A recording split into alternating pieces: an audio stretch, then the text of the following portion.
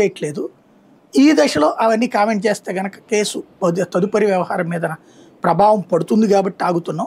But 164, 161 స్టేట్మెంట్ల ఆధారంగా ఎక్కువ రోజులు ఉంచుకోవాల్సిన అవసరం లేదని తేల్చింది. అంటే వీళ్ళ తర్వాత చూపించినప్పుడు రాజకేశ్ రెడ్డి డబ్బులని 11 కోట్లు చూపెట్టారు. అది నాది కాదన్నాడు అతను. అతనిది అని నిరూపించడం ఇంతవరకు అలగాలి. అది కూడా 161 స్టేట్మెంట్, 164 స్టేట్మెంట్ అయిపోయాయి. అతను దాన్ని నిరూపించారు. అతని సంస్థల్లో నుంచి కూడా ఏమీ ప్రూవ్ చేయలేకపోయారు. ఇప్పుడు వీటిలో ఏం చేస్తున్నారు, చెవిరెడ్డిదైనా మోహిత్ రెడ్డిదైనా వీళ్ళందరికీ కూడా వాళ్ళ వాళ్ళ వ్యాపారాలు ఉంటాయి కదా, ఆ వ్యాపారాలు త్రూ దీని ద్వారా వచ్చినాయి అన్నటువంటిది.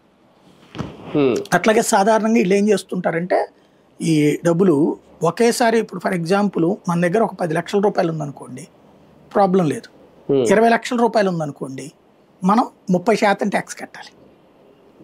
5 లక్షలకి 30% ట్యాక్స్ కట్టాలి. అబౌవ్ 15 lakhs, 12 lakhs వరకు ఎగ్జాంపుల్ ఉంది కదా. 7 లక్షలకి 7 3 22,10,000 రూపాయలు ట్యాక్స్ కట్టాలి. అదే గనక ఈ డబ్బుల్ని ఇంకొక సంస్థలోకి మళ్ళించారనుకోండి, అక్కడ 10 లక్షలు 12 లక్షల లోపే ఉందనుకోండి, ట్యాక్స్ కట్టక్కర్లేదు కదా. ఇందుకోసం పెట్టేవే బోగస్ కంపెనీలు.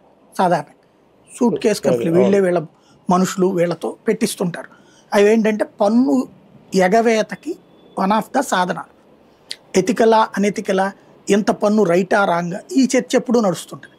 అట్లాంటి సూట్ కేస్ కంపెనీలు ఒక రకం ఉంటాయి. రెండవ సూట్ కేస్ కంపెనీలు శాంతం బ్లాక్ మనీని వైట్ మనీగా మలుచుకునేటటువంటి అవి కూడా ఉంటాయి. 2 రకాలు. ఇవి ఇప్పుడు వీళ్ళు చూపించినవన్నీ కూడా నేను చెప్పిన మొదటి రకాలు.